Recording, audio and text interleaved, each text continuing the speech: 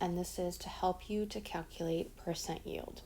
So right now you want to keep in mind that you've gone through the process of identifying a limiting reactant, an excess reactant. You've also identified the amount of product made due to the limiting reactant, and then we've gone through the excess reactant used, the excess reactant remaining. And so now you're at your final last step where we can apply percent yield. So I have the formula for percent yield written out for you. And just a general reminder that your theoretical yield is something that you're already comfortable with. Your theoretical yield is just the product made due to the limiting reactant.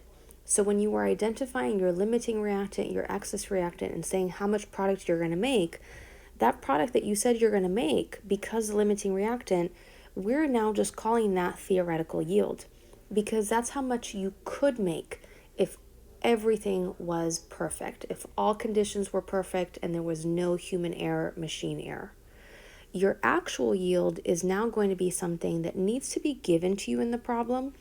This is essentially what you produced in the lab. So when you actually completed the experiment, this is essentially what you actually produce. This is more of like if the question says, this is what was produced, or you actually produced this amount.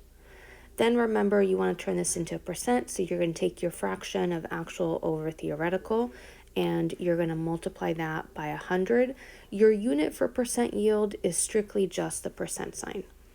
Okay, so let's go through this first question. You have a balanced equation, you will have a balanced equation, and you have molar masses provided for you. The question says, when 15.0 grams of Sb2S3, so I'm going to label here 15.0 grams, reacts with an excess of iron. So you can pretend right now that we've already covered that in an earlier calculation. You've already identified your limiting reactant and your excess reactant, and you know that iron is your excess reactant. It says here in the question that when you take 15.0 grams of Sb2S3 and you react it with an excess of iron, you're going to now produce 9.84 grams of tin, Sb. This is how much was produced. So this right here is your actual yield, because this is how much was actually produced. The calculation is what is the percent yield. So this is the calculation that we're going to cover. We're trying to figure out what is the percent yield of this. So now let's start with first identifying what we could have produced with the 15.0 grams. So this is where we're just going to have to do our theoretical yield.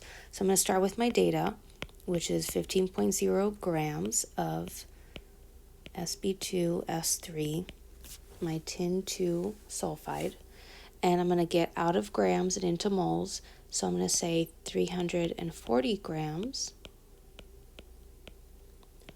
over 1 mole.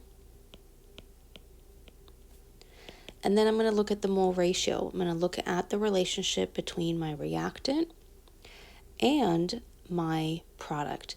In this case, this is my product, because I can go back to the question and identify that. So I'm essentially trying to figure out how many grams of this could I theoretically produce. And that mole ratio is 1 to 2. So I'm going to put 1 mole of tin 2 sulfide in my denominator. And remember, you just get that from the balanced equation. I'm going to put 2 moles of tin in my numerator. And now I can easily convert this to grams. So that's going to be 1 mole of tin and 122 grams of tin. Once I go to my calculator and I plug all this in, I get a really long, messy decimal. So I'm going to write that out for you.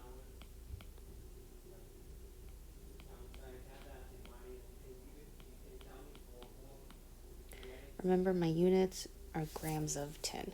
So what we just spent time doing right now, because of how this question was worded, you were essentially calculating the product made by the limiting reactant. So you've already done calculations like this before. Remember, you always want your final answer in correct sig figs. So let me go ahead and just do that in case you get asked a question on a quiz or a test or another worksheet, how much product was theoretically produced or could be produced. So let's go back to sig figs. Notice that we have 3 sig figs right here. For the rest of the question, I also have 3 sig figs. And so I'm going to go ahead and just keep it at 3 sig figs. This is going to be 10.8 grams of tin. So this right here is my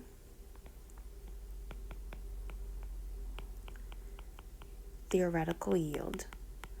This is how much I could have made if everything was perfect. The reality is it's not going to be perfect. So what I actually produced was 9.84 grams of tin. So now I can go straight to my percent yield formula. And this is where now I'm going to need to bring this in. So for my actual yield, I want to make sure that I never use a sig fig answer. I only use not for my actual yield, for my theoretical yield. I want to make sure I never use a sig fig answer. I only use a calculation answer. But for my actual yield, this is just something that's normally going to be given to me in the question. And the question directly told me that this right here is how much I actually produced. It says that's what was produced. So I'm going to say 9.84 grams of tin. That's my actual yield. My theoretical yield, this is where I want to include my calculation answer. So I'm going to write the long messy decimal.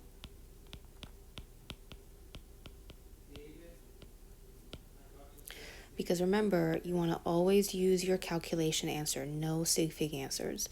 And now I'm going to multiply this by 100. And then once I go to my calculator, I'm going to again get a pretty long messy decimal.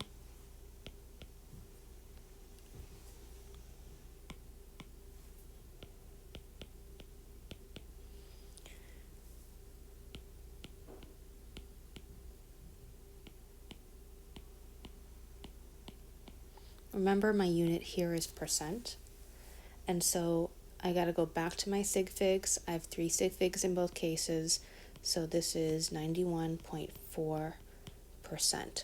So this is essentially telling me how efficient I was.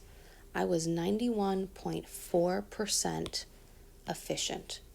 I could have made 10.8 grams of tin, but I actually produced 9.84 grams of tin.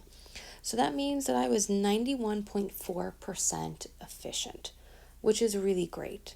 And so you want to consider percent yield as these types of questions.